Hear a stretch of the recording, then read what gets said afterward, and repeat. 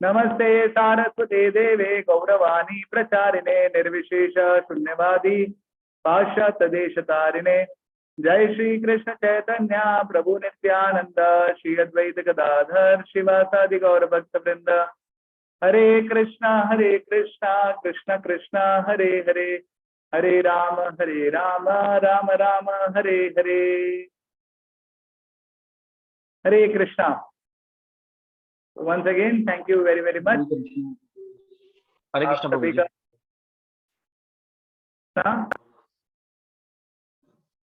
Okay, thank you very much आप सभी का इतना ध्यानपूर्वक और समय निकालने के लिए, वो भी शाम को, मंडे की रात शाम को, जो कि बहुत मुश्किल समय रहता है।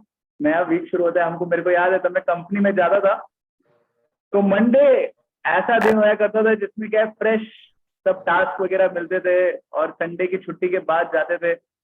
तो मंडे को हमको ऐसा लगता था कि कंपनी के काम के अलावा और कुछ नहीं करेंगे, क्योंकि सब फ्रेश वीक शुरू होता था ना।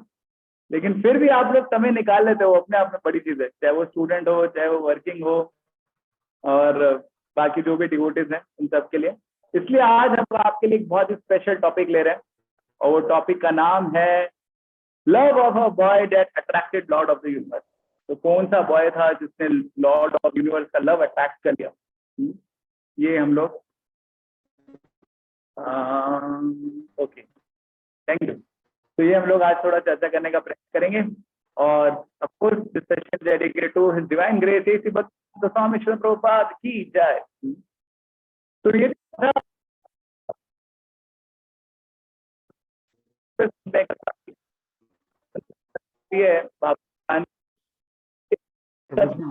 आवाज थोड़ी ब्रेक हो रही है।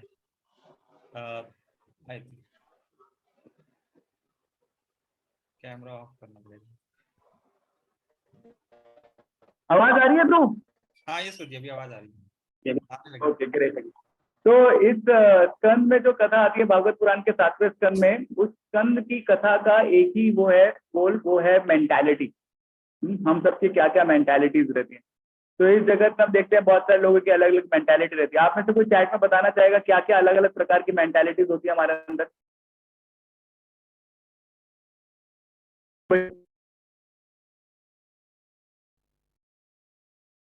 कोई चैट में लिखना चाहेगा क्या क्या मेंटालिटीज के लोग आपको दिखे आज तक?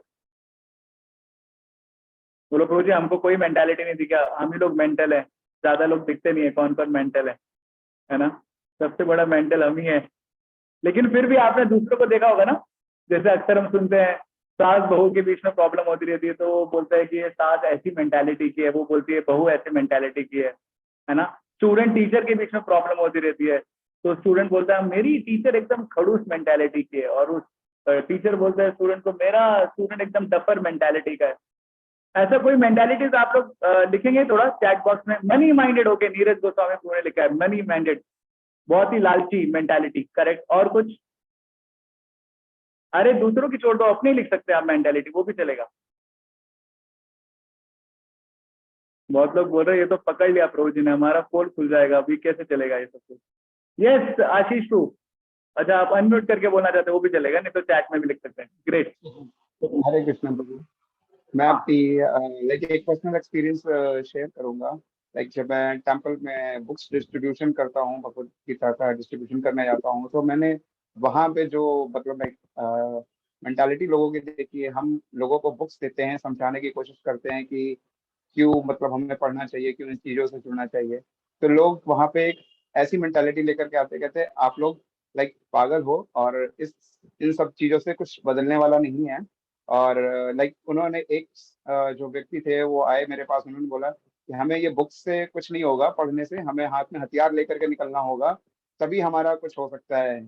That kind of mentality was like shocking to me कि मतलब हम यहाँ पे अहिंसावादी की तरफ समझाने की कोशिश कर रहे हैं और लोग हिंसकवादी की तरफ बहुत ज्यादा आसानी से मतलब लाइक रोकने, हमें बढ़ने के लिए प्रेरित कर रहे हैं। और हमें ही नहीं, मतलब आसपास के एटमॉस्फेयर जितने भी वहाँ लोगों के थे, करेक्ट करेक्ट करेक्ट करेक्ट। आपकी आवाज आनी बंद हो गई, लेकिन मेरे को समझ में आ गया।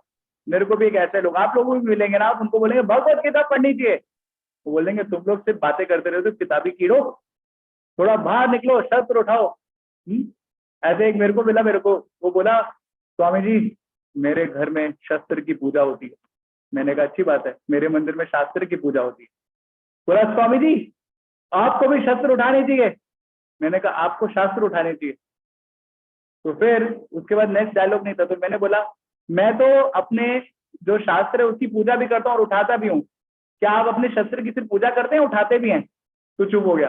बोले जरूरत पड़ेगी तो उठाएंगे। मैंने कहा जरूरत क्या, इतना सारे समाज में जरूरत तो चल ही रहा है, उठाओ सभी से शस्त्र लेके जाओ, लड़ाई वड़ाई करो, मारो एक दो को। तो बोले नहीं नहीं स्वामी जी ऐसा कैसे। मैंने कहा अरे तुम शस्त्र की पूजा कर रहे हो, तलवार वलवार है, बंदूक बंदूक है, तो उठाना चाहिए उसको, लेके घूमो समाज में, जो भी दिख रहा है शराब पीता हो उसको मार दो, जो भी दिख रहा है धूम्रपान करता हो उसको मारो, ये क्यों नहीं कर रहे हो तुम? तो चुप हो गया। मैंने कहा तुमसे अच्छे तो हम लोग हैं, कम से कम शास्त्र की पूजा कर रहे हैं, शास्त्र उठा के प्रचार कर रहे हैं, और तुम शस्त्र की पूजा कर रहे हो, उसमें जंग लग रहा है, शस्त्र में खराब हो रहा है तुम्हारा शस्त्र, तुम भी शास्त्र ले लो, शास्त्र की पूजा करो। तो ऑफकोर्स बहुत अच्छा होता है। और कोई चैट में जल्दी से, या फिर अनम्यूट कर।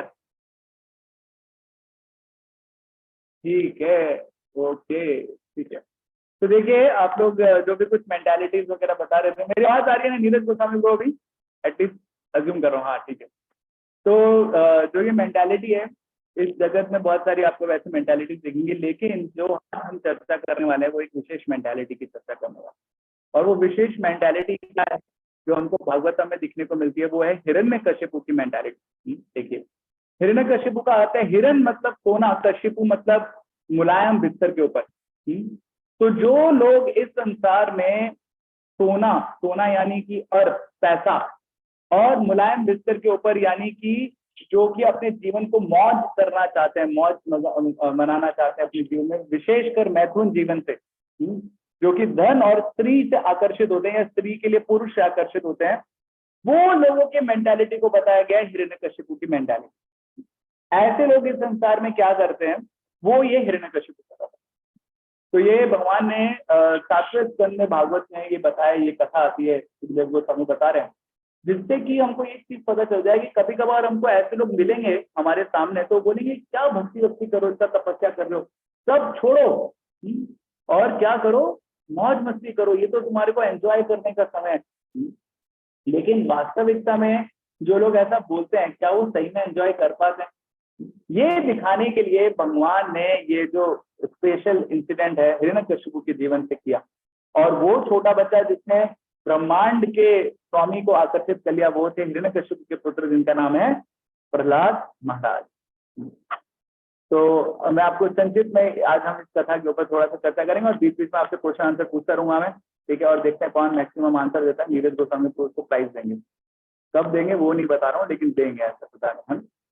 तो ऐसा बताते हैं कि हिरण्यकशिपु जो था वो बहुत ही शक्तिशाली व्यक्ति था, और उसने इतनी सारी शक्तियां अर्जित कर ली थी कि उसने देवी देवताओं को, ब्रह्मा जो जिन्होंने पूरा ब्रह्मांड वगैरह रचा है, उसको भी अपने कंट्रोल में कर दिया। और उसका मेन गोल क्या था, किसी तरीके से मेरे को धन अर्जित करना है और सुख भोगना है, बस ये हिरण्यकशिपु का गोल था। तो हम देखते हैं कि कैसे जो आजकल के तथाकथित समाज, देखते हैं कि भगवान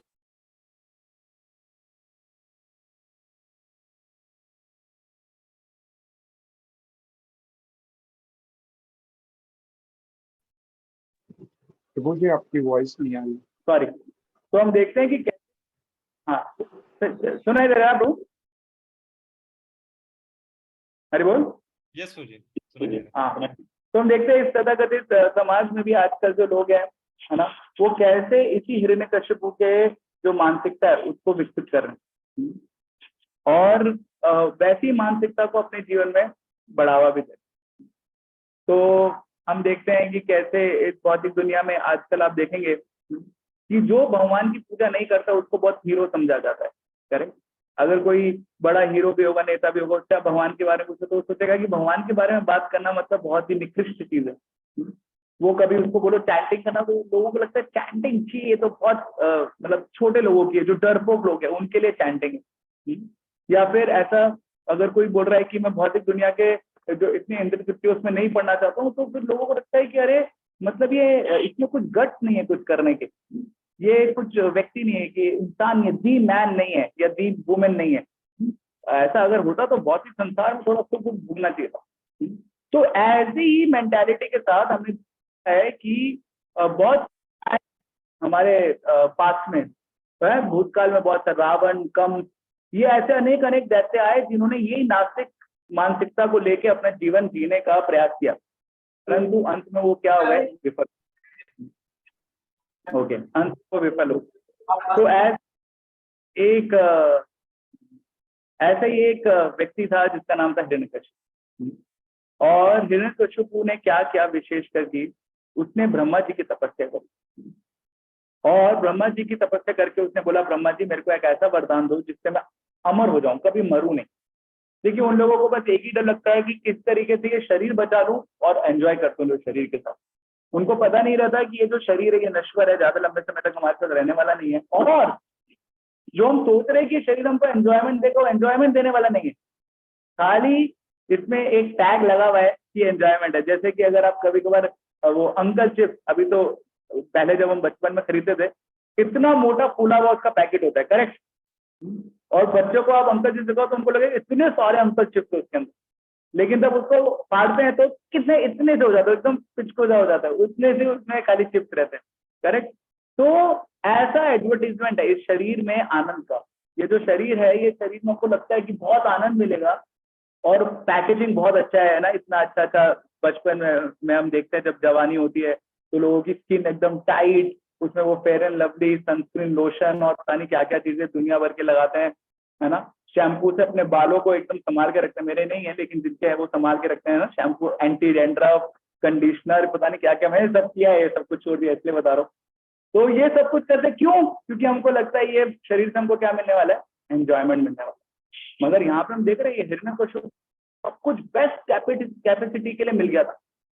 क्या मिला था हिरण्यकशिपु? उसने वरदान मांगा, ब्रह्मा जी मैं अमर रहूं, कभी मरूं नहीं। तो ब्रह्मा जी ने बोला, भाई ये वरदान तो नहीं दे सकते, ये तो मेरे पास भी नहीं है इसका लाइसेंस, कुछ और मांगो। तो उसने बोला ठीक है, तो ऐसा वरदान दो कि मैं आपके द्वारा रचित 84 लाख जो प्रजातियां उनसे ना मरूं, किसी भी मनुष्य से नहीं मरूं, देवता से नहीं मरूं, कोई भी आपके द्वारा जो प्रजाति उससे ना मरूं, आसमान में, आकाश में, नीचे जमीन में, किसी अस्त्र शस्त्र वगैरह, घर के अंदर, घर के बाहर, किसी से ना मरूं।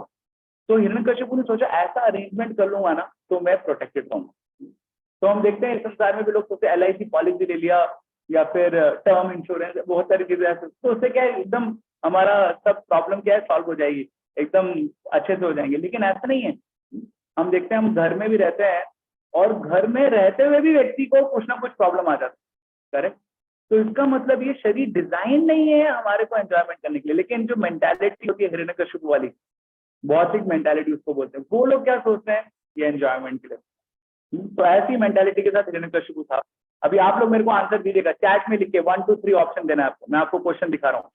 तो क्वेश्चन नंबर 1, नास्तिक वैज्ञानिकों की तुलना रावण, कंस या हिरण्यकशिपु से क्यों कर रहे हैं? जो वैज्ञानिक लोग हैं वो नास्तिक हैं, ऐसा क्यों बोल रहे हैं? 1 2 3 4 पढ़ के बताइए आप लोग, कौन सा इसमें सही आंसर? जल्दी, इतना टाइम नहीं है हमारे पास।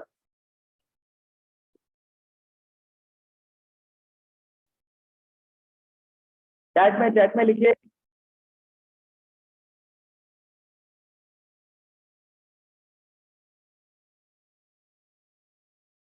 हरे कृष्णा, जल्दी से लिखिए।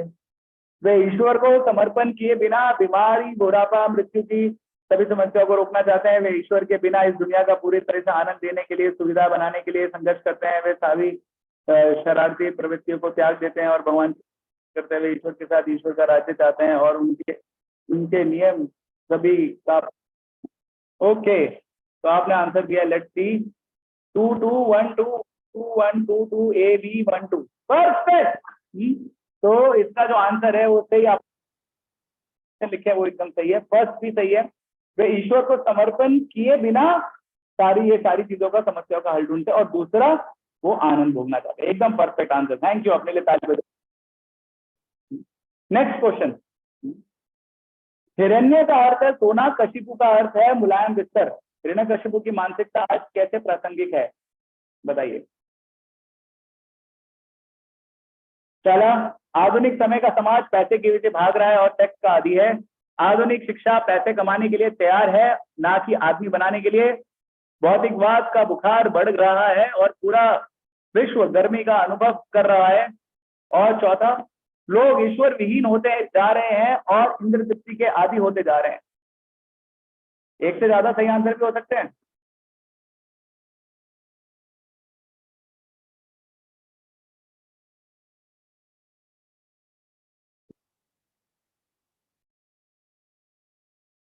ओके ग्रेट, आपने आंसर दे दिए हैं। तो फर्स्ट है आंसर क्या है? Okay 1111441241412341414141 okay. तो असलियत में आंसर है चारों के चारों करेक्ट है। वेरी वंडरफुल आंसर है ना। जिसने भी चारों आंसर सही लिखे हैं, जिसने 2 लिखे हैं, जिसने 3 लिखे हैं, उन सबके लिए तो आप अपने लिए ताली बजा दीजिए। Thank you.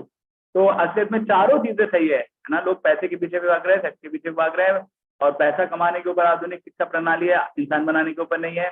भौतिकवाद का यानी ये सारी चीजों का क्रेज और बढ़ रहा है।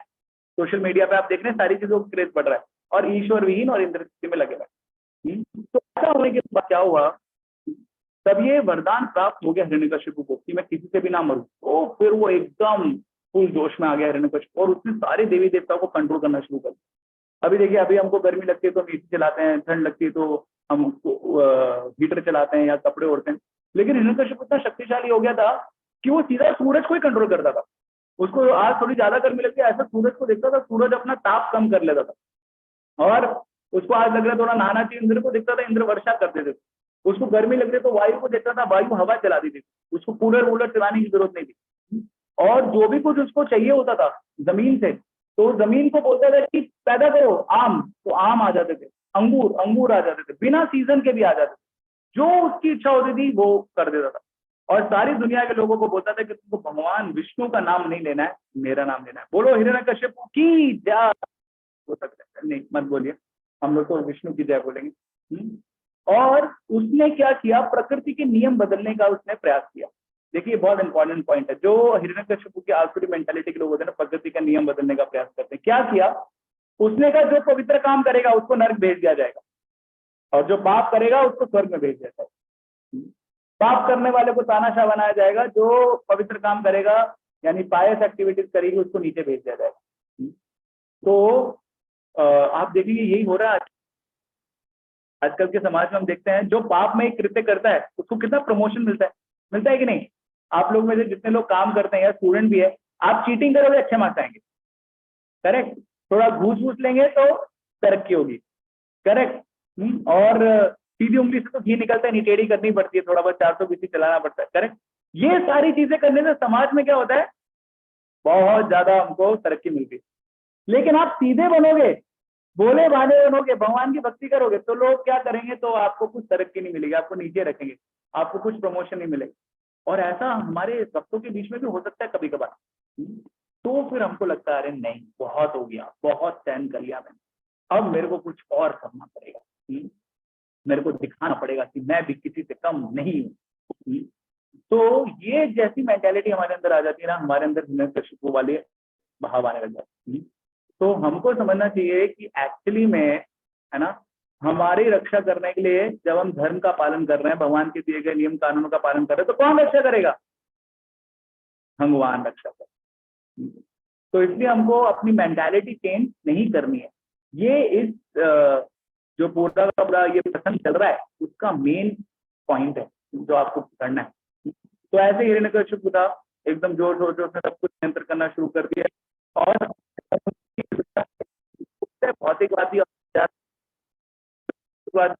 ईश्वर वगैरह नहीं करते, तो फिर मौज करो, पैसा कम।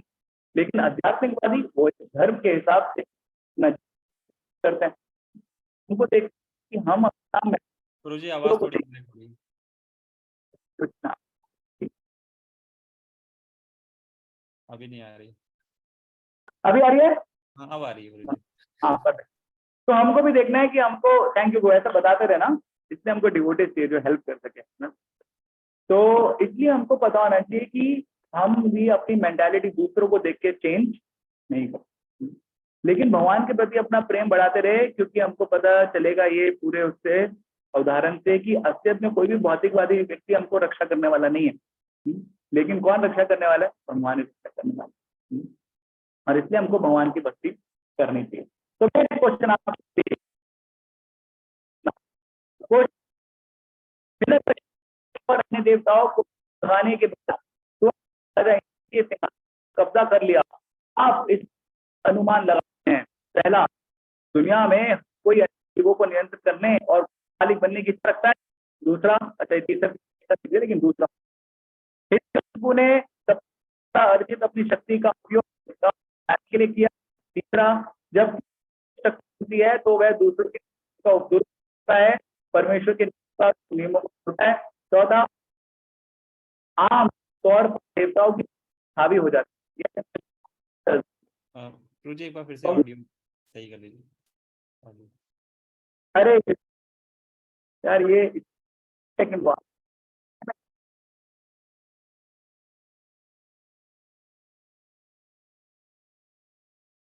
हम ये सिस्टम निकल लेते हैं इसमें बहुत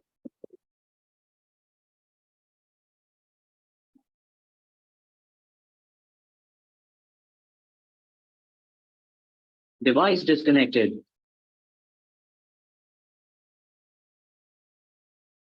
Powering off. Connect again soon. हरे कृष्ण गुरुजी। हाँ अभी आ रही है ना आवाज? हाँ अभी एकदम क्लियर आ रही है। हाँ वो क्या है, वो स्पीकर में प्रॉब्लम थी। यस, हमारे पास आंसर आए हैं भक्तों के 1 2 3 1 2 3 4 1 2 1 2 3 4 1 3। अच्छा, आपने सोचा कि मैंने 1 2 3 4 एक बार बोल दिया तो हर बार 1 2 3 4 होगा? ठीक है, नो प्रॉब्लम, लेकिन इसका आंसर 1 2 3 4 नहीं है। इसका आंसर क्या है? इसका आंसर है 1 और 2।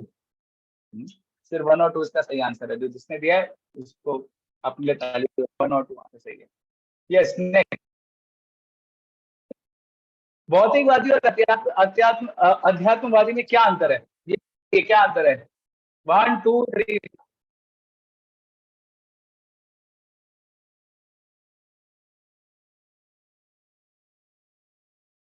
ऑप्शन बोलूं मैं?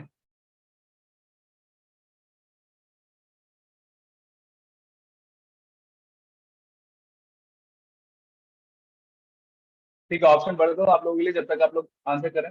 भौतिकवादी का ईश्वर में विश्वास है कि उसने अपनी सामग्री प्रदान की है और ईश्वर और धर्म को देखभाल करता है। ये भौतिकवादी। अध्यात्मवादी न केवल भगवान के उपहारों को पहचानता है बल्कि भगवान अध्यात्मवादी खाओ पियो तो अध्यात्मवादी के ईश्वर में आस्था होती है।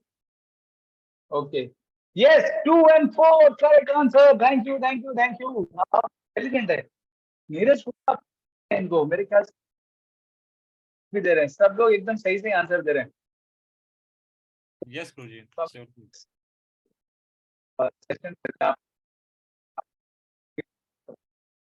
ठीक है, तो आगे बढ़ते हैं। तो अरे इतना ज्यादा भौतिकवादी था, लेकिन उसका जो बेटा हुआ उसका नाम था प्रहलाद। वो एकदम शुद्ध भक्त था बेटा। कैसे शुद्ध भक्त था बेटा? तो बेटा जो था प्रहलाद था, में था अपने कयाधु। तो कयाधु जब माँ के घर में था, हिरण्यकशिपु को हत्या करने गया, तो कयाधु जो वाइफ थी हिरण्यकशिपु की, उसके घर में प्रहलाद था, तो उसको नारद मुनि अपने आश्रम में लेके गए। और नारद मुनि आश्रम में लेके गए और वहां पर कयाधु सुनाया क्या है, उसको भगवत का ज्ञान। प्रभु जी आवाज कट रही है।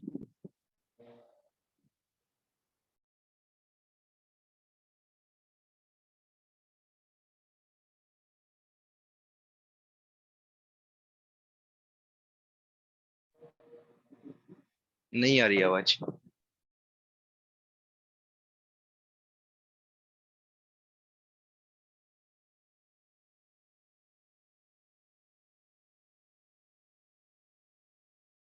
अभी नहीं आई गुरुजी।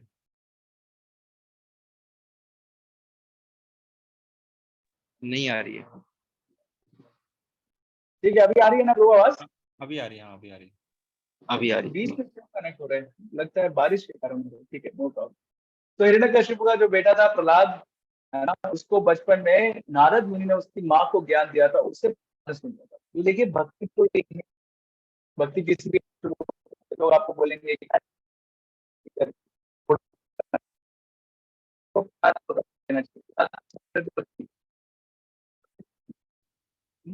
प्रभु जी फिर से आवाज बिल्कुल भी नहीं आ रही है।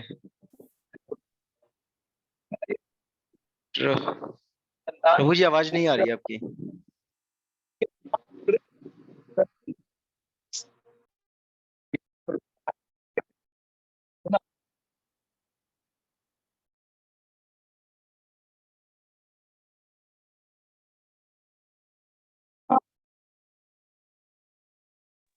तो जी आप अपना वीडियो ऑफ कर सकते हैं।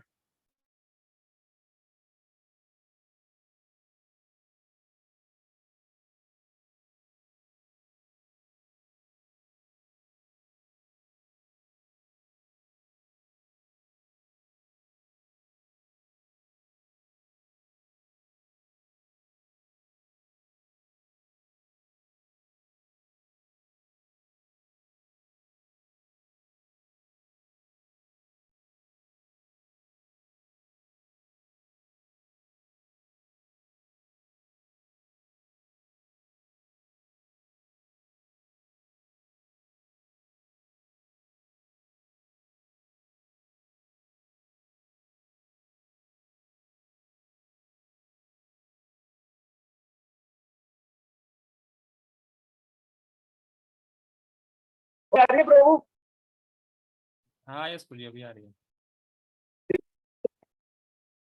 नहीं प्रभु जी अभी ब्रेक हो रही है, अभी भी ब्रेक हो रही है। हाँ नहीं आ रही है। हाँ थोड़ा देर आती है और मैक्सिमम टाइम नहीं आती है। एक बार वीडियो ऑफ करके प्रभु जी ट्राई करें क्या?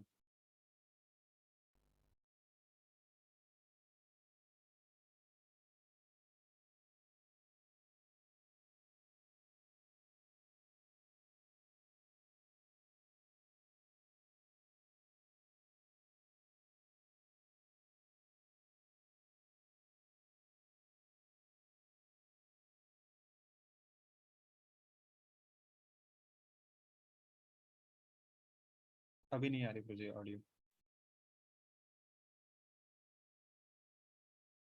हो रही है ना हमारे मंदिर में, तो इसलिए बहुत सारे लोग नेटवर्क को यूज कर रहे थे, शायद से बैंडविड्थ बहुत कम हो रही है। अभी आ रही है प्रभु? हाँ यस प्रभु जी अभी आ रही है।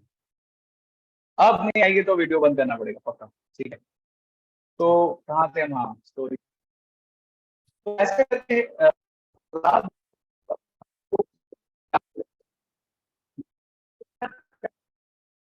हिरण्यकशिपु चाहता था कि मेरा बेटा भी मेरे जैसे सब कुछ कैसे चोरी करना है, कैसे कूटनीति करना है, कैसे राजनीति करना है, ये सब कुछ सीखे। तो उसने अपने पुत्र को पढ़ने के लिए भेजा, और पढ़ने के लिए भेजा, और पढ़ने के लिए उसने एक स्पेशल स्कूल में भेजा। शुक्राचार्य का नाम था शंड और अमर का, उनके स्कूल में भेजा। और ये भेजते हुए उसने उनको बताया कि विशेष कर कि मेरे पुत्र को समझाओ कि कैसे उसको राजनीति करनी चाहिए, कैसे उसको मित्र बनाने चाहिए, कैसे शत्रु बनाने चाहिए, और कैसे अपना किसी न किसी तरीके से ये सब कुछ तो फिर उसका फर्स्ट यूनिट टेस्ट का रिजल्ट आ गया, तो फिर उसने को बुलाया और पूछा, मेरे बेटे कृपया करके मुझे बताओ कि आपके शिक्षकों ने जो आपको पढ़ाया है उसमें से सबसे अच्छा विषय। तो अभी देखिए जो प्रहलाद था वो तो भगवान का शुद्ध भक्त था, और वो नारद मुनि को भी एक अपना शिक्षक मान रहा था। तो जब हिरण्यकशिपु ने पूछा कि मेरे बेटे तुम बताओ कि क्या सबसे अच्छी चीज तुमने पढ़ी, तो फिर प्रहलाद ने सोचा कि मैंने सबसे अच्छी चीज तो पढ़ी है अपने असली शिक्षक, वो है नारद मुनि से, तो वो वाला आंसर मैं देता। तो उन्होंने आंसर देना शुरू किया, हे राक्षसों के राजा, कोई भी व्यक्ति जिसने एक अस्थाई भौतिक शरीर को सब कुछ के रूप में स्वीकार कर लिया है, निश्चित रूप से पीड़ा से शर्मिंदा है। ऐसे व्यक्ति को वृंदावन जाना चाहिए और इस प्रकार सर्वोच्च भगवान कृष्ण की शरण लेनी चाहिए। जो भी व्यक्ति संसार में इस भौतिक शरीर से पीड़ित है और ये भौतिक शरीर उसको पीड़ा दे रहा है, उसको क्या करना चाहिए? वृंदावन जाके भगवान की शरण लेनी चाहिए। अभी जैसे ये सुना हिरण्यकशिपु ने, उसका तो उद्देश्य यही था कि विष्णु की भक्ति का खत्म करना है, एंटी विष्णु एजेंट था वो। और उसने ध्यान रखी थी कोई भी विष्णु की भक्ति नहीं करा, और अपने घर में प्रहलाद आ गया विष्णु का भक्त, अरे वो तो बहुत गुस्सा हो गया उसने, और एक का होश नहीं रहा, हंसने लगा जो, क्यों को कोई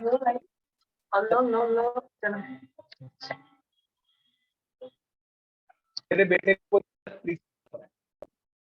तो तुरंत उसने जो उसके सहायक वगैरह थे और जो उसके गुरु के टीचर थे उनको कहा कि अरे लेके जाओ,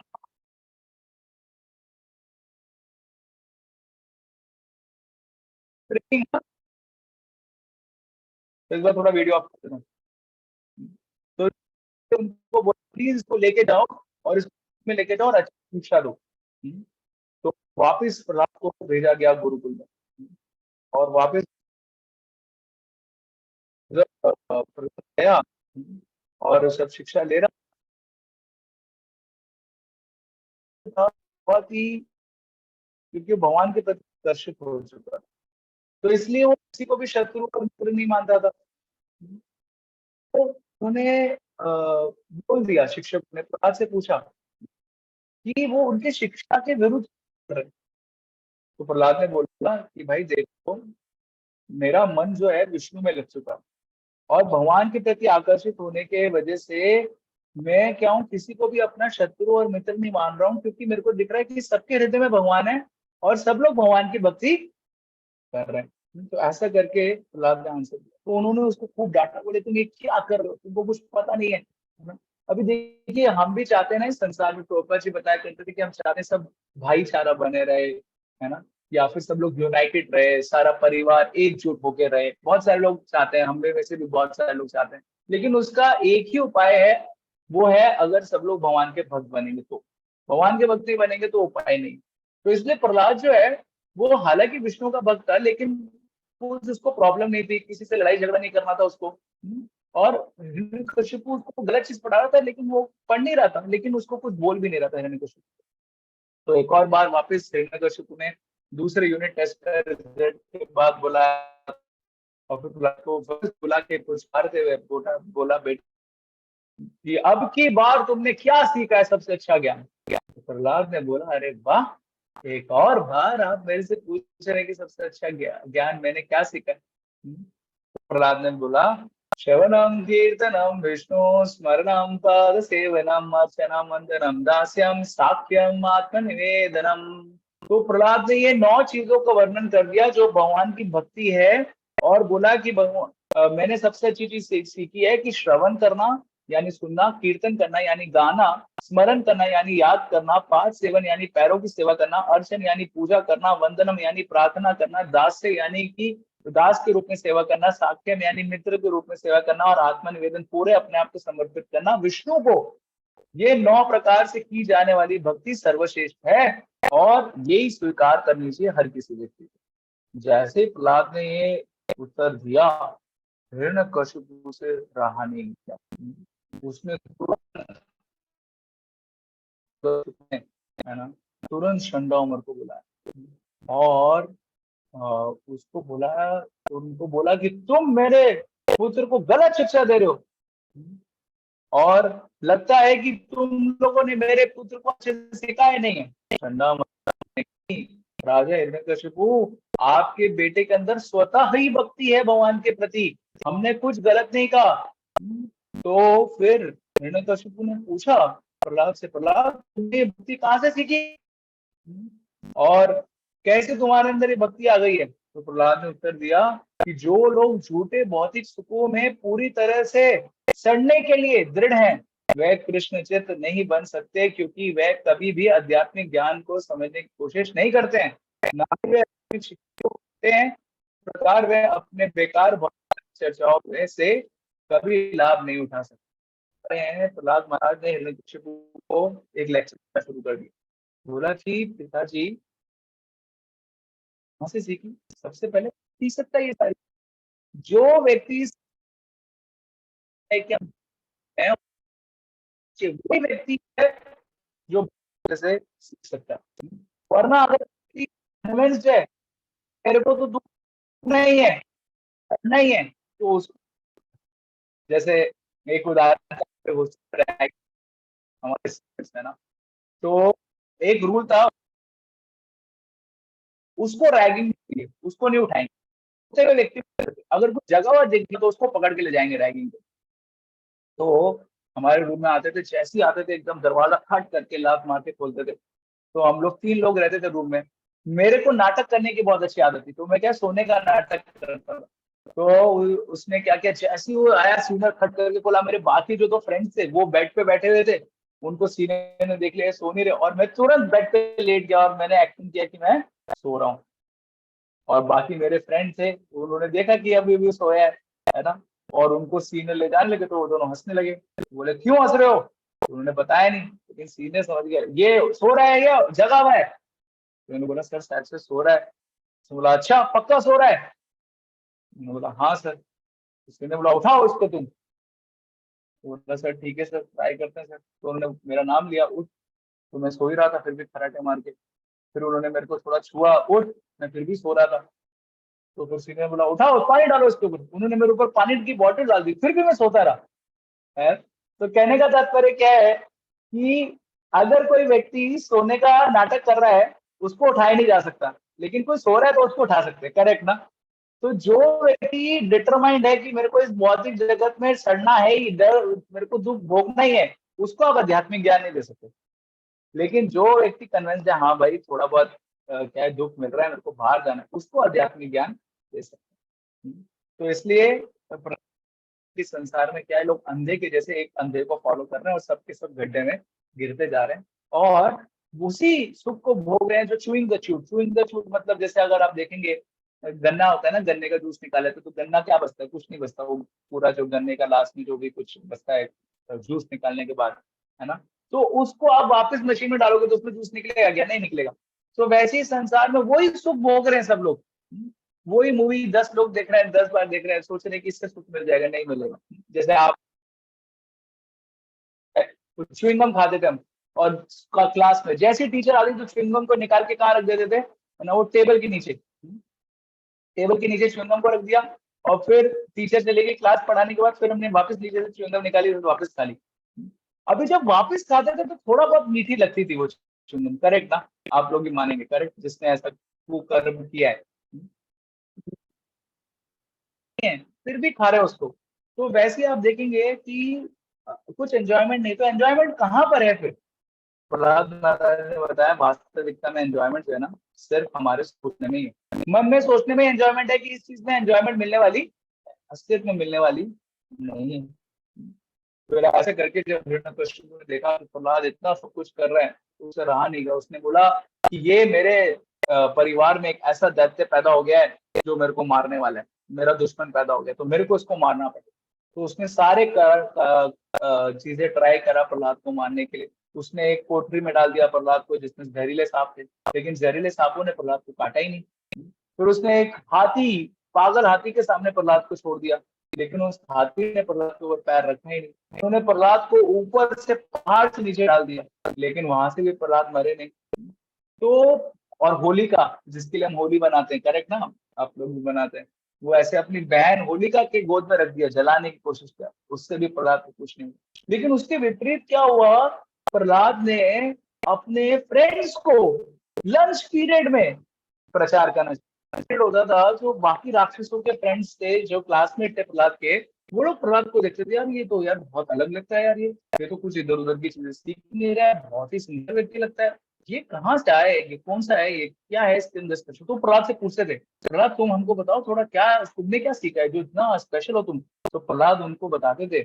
उसमें से सबसे पहली शिक्षा जो प्रहलाद की है वो बताते, कौमारमाचरित्राज्ञो धर्मान भागवताया दुर्लभम मानुष जन्म तदपि अद्रोह। प्रहलाद बताते थे कि देखो मेरे बालकों, तुम लोग एक चीज जानो कि कौमारम आचरित प्रज्ञा, जो ये मैंने भक्ति किया ना, ये 5 साल की उम्र से शुरू कर दी चाहिए। हालांकि मैंने तो माँ की कोख से शुरू कर दी, लेकिन तुम लोगों को 5 साल की उम्र से शुरू कर देनी चाहिए। क्यों? क्योंकि मनुष्य जन्म जो मिला बहुत दुर्लभ है, और बहुत थोड़े समय के लिए अध्रुवम है ना, कब मृत्यु आ जाएगी पता नहीं, लेकिन इस थोड़े ये जो दुर्लभ शरीर मिला है, इससे बहुत कुछ अर्थदम, बहुत बड़ी चीज क्या भगवान के योनि में, किसी प्रजाति में, किसी भी विश्व में ये तो के जहाँ पे हम भगवान की करके भगवत इसी पूरे में अगर भगवत धाम जाना उसको मनुष्य की योनि में ही रहना पड़ेगा, तभी उसको भगवान के धाम जाने का एक अवसर प्राप्त होगा। तो जब प्रहलाद महाराज को मारने का प्रयास कर रहा था हिरण्यकशिपु, हिरण्यकशिपु ने प्रहलाद को बुलाया, बोला कहाँ से आ रही है तुम्हारी शक्ति? महाराज ने बोला वहीं से जहाँ से आपकी शक्ति आ रही है। हिरण्यकशिपु ने क्या मेरी शक्ति कहाँ से आ रही है? प्रहलाद ने बोला आपकी और मेरी शक्ति दोनों की विष्णु की से आ रही है। तो फिर हिरण्यकशिपु ने कहा है तुम्हारा विष्णु बताओ। और ऐसा करके हिरण्यकशिपु ने पूछना शुरू किया एक एक खंबे में कि इसमें है तुम्हारा विष्णु? प्रहलाद ने बोला मेरे विष्णु कन कन में है। फिर हिरण्यकशिपु खंबे में है? प्रहलाद ने बोला हाँ बिल्कुल है। और फिर तुरंत हिरण्यकशिपु ने मुष्टि प्रहार किया और उस खंबे को तोड़ दिया और खंबे से भगवान की जय। अभी देखिए भगवान के माता पिता नहीं होते, तो ये लास्ट अवतार था जो भगवान ने बिना माता पिता के लिया। क्योंकि इसके एंड में आप बताते हैं जब हिरण्यकशिपु का वध कर दिया नरसिंहदेव ने, तो प्रहलाद उनके पास आए और प्रहलाद जो थे उनको प्रार्थना कर रहे थे। अगले फोटो में देखेंगे, देखो माला लेके आए है ना। तो जब वो प्रार्थना कर रहे थे ना प्रहलाद, तो नरसिंहदेव को लगा यार ये तो मेरा पुत्र है, पुत्र जैसा है, कितना मैं उसको प्रेम कर रहा हूँ। और उन्होंने सोचा लेकिन मैं भी किसी का पुत्र बन के देखता हूँ ना क्या होता है माता पिता का प्रेम। तो फिर अगले अवतार में फिर भगवान के आए, फिर माता पिता लेके आए भगवान, है ना। तो ये लास्ट अवतार था भगवान का जिसमें भगवान बिना माता पिता के प्रकट हो। तो ऐसा करके हिरण्यकशिपु के सामने प्रकट, और हिरण्यकशिपु कैसा लग रहा था? एक छोटे से कीड़े के समान लग रहा था। अभी वो कीड़ा कैसे होता है आपने देखा, कभी आप वृंदावन जाएंगे तो एक बंदर क्या होता है अपने जो बेटा होता है उसके ना शरीर में देखता है जुए कहीं है क्या, छोटे छोटे कीड़े, वो कीड़ों को निकाल के खा जाता है या कीड़ों को निकाल के हाथ से दबा देता है। तो वैसे कीड़े जैसा लग रहा था कौन? ये हिरण्यकशिपु। किसके सामने? नरसिम्हदेव के सामने। तो नरसिम्हदेव ने थोड़ी देर खेला उसके साथ और फिर बाद में हिरण्यकशिपु का वध कर दिया। पूरी कंडीशन सेटिस्फाई करते हुए कहाँ पे लेके गए? उसको घर की चौखट पे लेके गए। नीचे नहीं रखा, हवा में नहीं रखा, कहाँ पे रखा? अपनी जांघों के ऊपर रखा। अस्त्र नहीं था, शस्त्र नहीं था, किससे मारा? अपने नाखूनों से मारा। और भगवान जो प्रकट हुए वो आधे, उनका जो सिर था वो सिंह का था और जो धड़ था वो पूरा मनुष्य का था। तो ये 84 लाख योनियों में कोई भी ब्रह्मा जी के द्वारा रचित कोई भी प्रजाति नहीं थी। और शाम के समय मारा, जो रात भी नहीं थी दिन भी नहीं था। और ऐसे करके उन्होंने सबसे पहला पोस्टमार्टम किया जिसमें ऑपरेशन सक्सेसफुल और पेशेंट जो था वो मर गया, है ना। बोलो नरसिम्हदेव भगवान की जय। और फिर हिरण्यकशिपु के जो बाकी सैनिक थे उनको भी नरसिम्हदेव ने पकड़ पकड़ के ऐसे तो कोई मार देता है cut cut cut cut cut cut cut cut cut, और उन्होंने उसको बाकी सैनिकों को भी मार दिया। और ऐसा करने के बाद हिरण्यकशिपु ने जब मार दिया, नरसिम्हदेव ने जब मार दिया तो नरसिम्हदेव बहुत क्रोधित थे। किसी को समझ में नहीं आ रहा था भाई क्या करना चाहिए क्या नहीं करना चाहिए, हम कैसे बचे। देखिए एक चीज हमको बहुत यहाँ पे विशेष समझने का है ना कि हिरण्यकशिपु जैसे लोग इस संसार में बहुत सारे लोग हैं, बहुत सारी चीजें बना रहे हैं, हम देखते हैं उससे प्रभावित हो जाते हैं। ऐसे इतने सारे प्रकार की मूवीज बना रहे हैं आजकल, नेटफ्लिक्स आ रहा है, हॉटस्टार आ रहा है, और इतने सारे जो भी फालतू फालतू के अमेजोन प्राइम ये सब आ रहा है। हमको लगता है कितने सक्सेसफुल है ये लोग, कितनी अच्छी अच्छी मूवीज निकाल रहे हैं, ये तो एंजॉय कर रहे हैं। लेकिन आप टेंशन मत लीजिए, ये सब हिरण्यकशिपु जैसे हैं, थोड़े देर रुक जाइए, नरसिम्हदेव आएंगे और सबको खलास कर देंगे। कैसे करेंगे? तो हम देखते हैं आजकल इतनी सारी डिजीज आ रही है, आजकल मोबाइल से इतनी सारी डिजीज आ रही है, लोगों की आंखों में प्रॉब्लम हो रहा है, लोगों को वाइब्रेशन से प्रॉब्लम हो रहा है, पागल हो रहे हैं। ऐसा धीरे धीरे करके ना ये सारा कुछ प्रॉब्लम में आ जाएगा और सब लोगों का जो एम है ना सब टूट जाएगा। इसलिए आप देखेंगे कोई भी कितना भी सक्सेसफुल फिल्म स्टार था या ऐसे था, उसका एंड देखेंगे बहुत ही खराब हुआ। या तो वो हम्बल बन गया, नहीं तो फिर भगवान ने उसको अपने हिसाब से उसको क्या करते हैं विनम्र बना दिया। क्योंकि इस संसार में हिरण्यकशिपु जैसे लोग हमको लगेंगे बहुत सक्सेसफुल हो रहे हैं, लेकिन ज्यादा लंबे समय तक सक्सेसफुल होने वाले नहीं है। आप देख सकते हैं कोविड का एक एग्जाम्पल ऐसे एग्जाम्पल है। हमको लग रहा था आधुनिक दुनिया कितनी तेजी से बढ़ रही है, कोविड आया होलसेल भगवान ने सबको साफ कर दिया। तो इसलिए हमारा जो विश्वास है भगवान के ऊपर से कभी हटना नहीं चाहिए, भले ही हम कभी दुनिया में देखे कुछ बस बैठे हुए कुछ नहीं करना, ऐसे लगना चाहिए। और फिर हिरण्यकशिपु ने क्रोधित थे, सारे देवी देवताओं ने बोला कौन शांत करेगा? ब्रह्मा जी बोला ब्रह्मा जी तुम जाओ शांत करने के लिए। ब्रह्मा जी बोला मैं जाऊंगा भाई, मैंने तो उसको आशीर्वाद दिया था हिरण्यकशिपु को, मेरे ऊपर ही नरसिम्हदेव जाएंगे। बोला कौन जाएगा? तो बोले लक्ष्मी जी आप चले जाओ। लक्ष्मी जी बोली ना ना मैं नहीं जाऊँ। मेरे पति हैं, लेकिन ये वाला रूप नहीं देखते, वाला फैंसी ड्रेस कॉम्पिटिशन में मैं नहीं गई थी उनके साथ, इसमें नहीं जाऊंगी। तो फिर फाइनली प्रहलाद महाराज को भेजा गया, प्रहलाद महाराज गए और उन्होंने नरसिंहदेव को, है ना, प्रार्थना अर्पण करनी शुरू की, है ना, और बहुत सुंदर सुंदर प्रार्थना का, कोई उच्च जन्म या महान ऐश्वर्य, विद्या, तपस्या तपस्या या रसवादी शक्ति के सर्वोच्च भगवान को प्रसन्न नहीं कर सकता।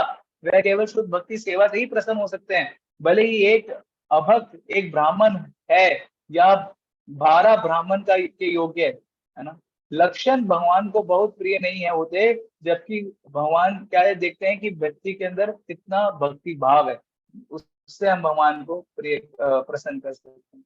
ऐसे करके प्रहलाद महाराज ने अनेकों अनेकों प्रार्थना अर्पण करी। उन्होंने बोला, भगवान मेरे अंदर क्या योग्यता थी, है ना, मैं एक असुर कुल में जन्म हुआ, लेकिन फिर भी आप मेरे से प्रसन्न, मेरे बचाने के लिए आए। तो हमारे अंदर भी सही में बताया ना, कोई योग्यता नहीं है। ऐसा नहीं कि आपको बहुत इंटरेस्ट है ना। अभी क्या है, किसी से नीरज टू फॉलो अप करते हैं तो हम भी बेचारे लॉग इन कर ही लेते हैं, वीडियो ऑफ वीडियो ऑन, कोई फर्क नहीं पड़ता, टीवी चल रहा है, खाना खा रहे हैं, कोई प्रॉब्लम नहीं है। आप देखिए खुद भी हमारे अंदर सही में क्वालिफिकेशन है कि नहीं है कुछ भी, है ना, लेकिन फिर भी हमको भगवान स्वीकार कर लेंगे अगर हमारे अंदर क्या है, भक्ति का भाव है थोड़ा सा, है ना।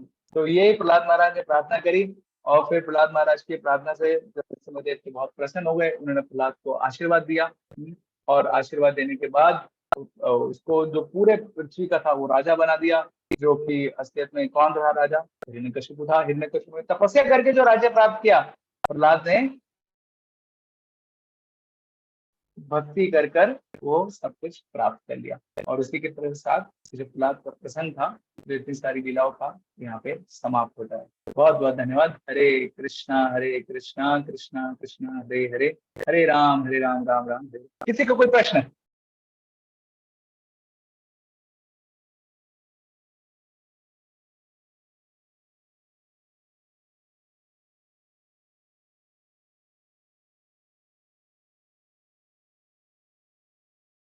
नीरज प्रभु कोई प्रश्न उत्तर करते हैं हम ना?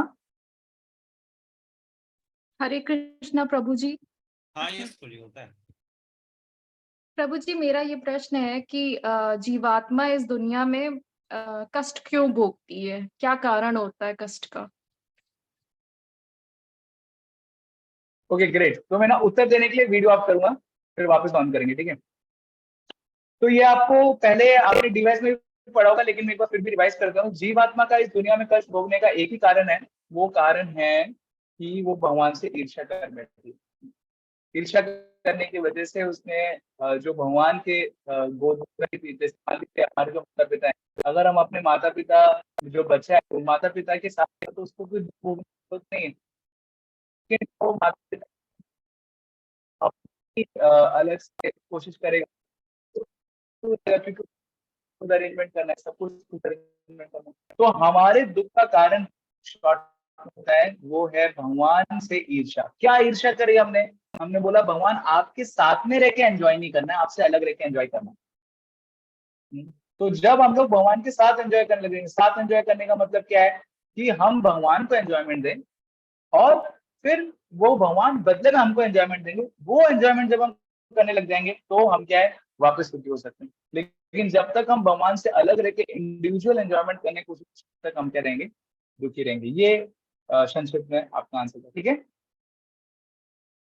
Okay Prabhu ji, Hare Krishna. Hare Krishna, thank you. और कोई प्रश्न किसी का?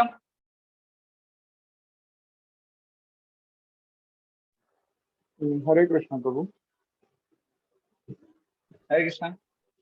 प्रभु मेरा प्रश्न है कि मतलब हम जब भक्ति करते हैं तो भक्ति करते करते जैसे कि हमें कहते हैं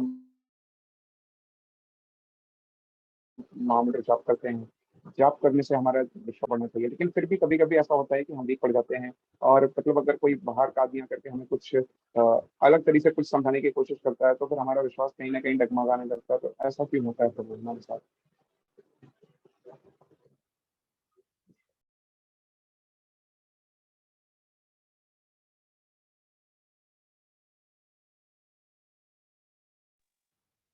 प्रभु माय वॉइस वाज क्लियर? हरे कृष्ण प्रभु जी आवाज नहीं आ रही।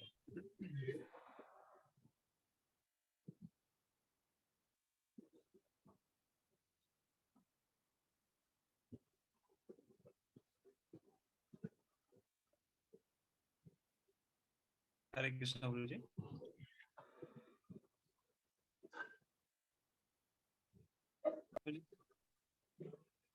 आई थिंक तो आवाज बिल्कुल भी नहीं। नहीं आशीष प्रभु, आपका क्वेश्चन मिल गया है, प्रभु जी कनेक्ट करने होंगे। जी जी जी प्रभु। Yes.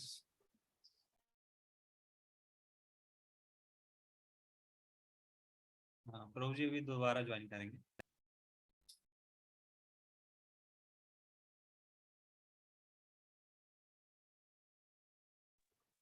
Neeraj Prabhu, I think मतलब लास्ट 2 या 3 सेशन से हम देख रहे हैं, जब भी मतलब सेशन हो रहा है ये कनेक्टिविटी प्रॉब्लम आ रही है, तो हमें लगता है इस पर हमें कुछ प्रॉपरली फोकस करना होगा, क्योंकि अगर इसकी रिकॉर्डिंग भी अगर हम कल को सुनेंगे तो वो भी ऐसे ब्रेक करके होगी प्रभु जी।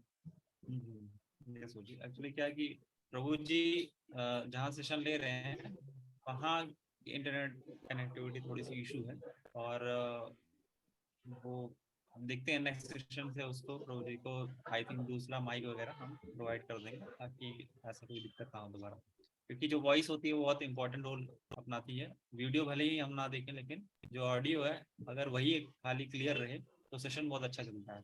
जी यस जी प्रभु जी जी, प्रभु। solely आप कंसल्टेशन। एक्चुअली मेरे लिए प्रभु जी ये ऑनलाइन सेशन बहुत इंपॉर्टेंट होता है, क्योंकि कई बार मतलब मैं बाहर रहता हूँ, मैं जुड़ा ही मतलब लाइक कौन से ऑनलाइन के ही थ्रू हूँ। मेरे लिए सबसे ज्यादा इंपॉर्टेंट ऑनलाइन सेशन है। नित्यानंद प्रभु जी जानते हैं इस बारे में, तो इसलिए मेरा बहुत फोकस रहता है कि मतलब जो भी सेशन हो बहुत क्लियरली हो जाए। यस श्योर प्रभु जी। और आई थिंक जो है आपको मतलब 10-15% दिक्कत हुई होगी, बाकी मोस्टली अगर सेशन हम लोग देख रहे होंगे तो चीजें समझ में आ रही थी, बस बीच में थोड़ी थोड़ी दिक्कतें आई होंगी। जी जी जी प्रभु जी, और ये भी अभी बस लास्ट 2 या 3 सेशन से हुआ है, उसके पहले सब सारे सेशन हमारे। ओके जस्ट मैं एक बार कॉल कर लेता हूँ। अच्छा प्रोजेक्ट हो गए।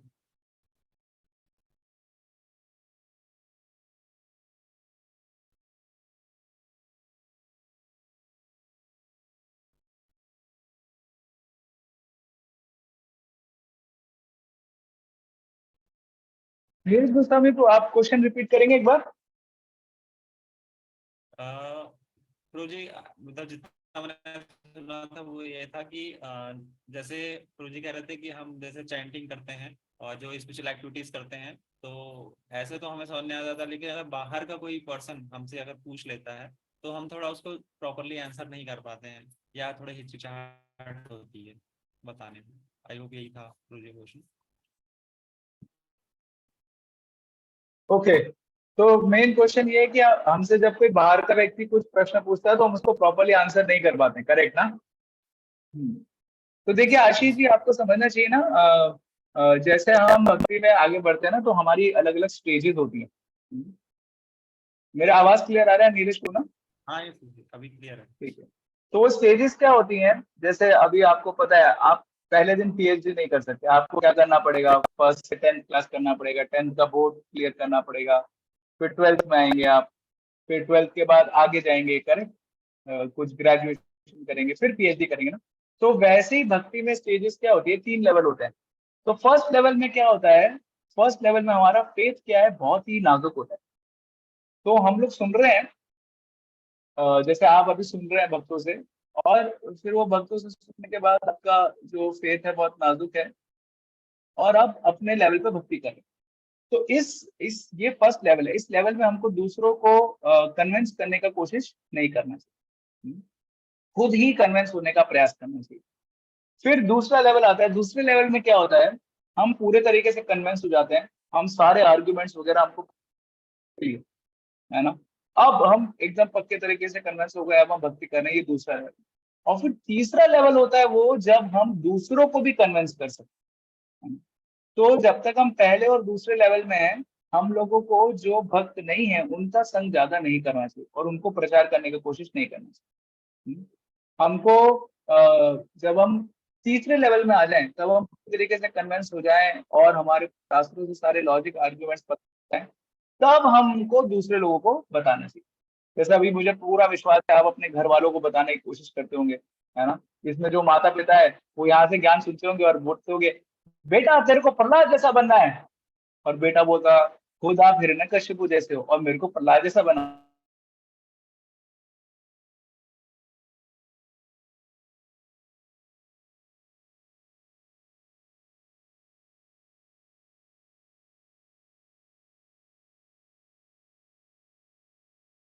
हरे कृष्णा। प्रभु जी आवाज एक बार फिर से चलिए।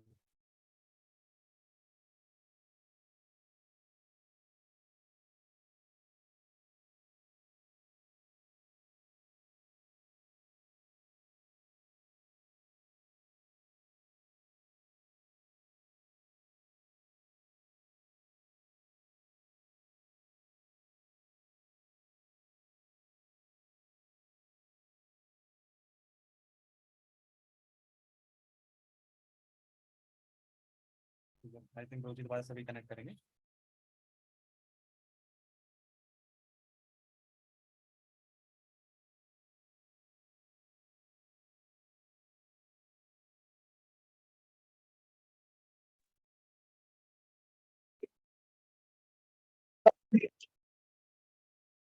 हरे कृष्णा प्रभु जी। आवाज आ रही है नीरज को? हाँ यस जी आ रही है, थोड़ा ब्रेक हो रही है। अगली बार मैं बहुत ध्यान रखूंगा, दूसरी जगह बैठ जाऊंगा जहाँ पे इंटरनेट हो, एकदम उसको पास में लेके। ये टेक्नोलॉजी का आ रही प्रॉब्लम है। आवाज आ रही है। हाँ अभी भी हाँ तो आप ऐसा कोशिश करोगे, करेक्ट ना? तो ऐसा रहता है।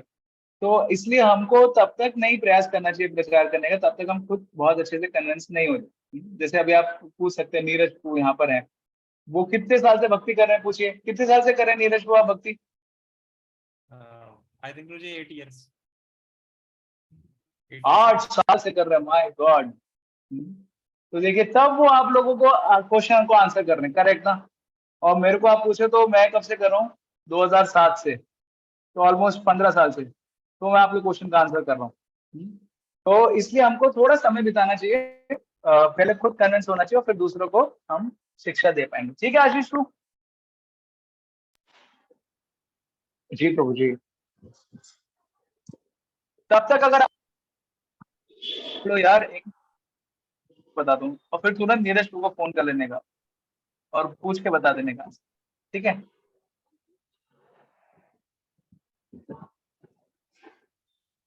ठीक है, और कोई प्रश्न है?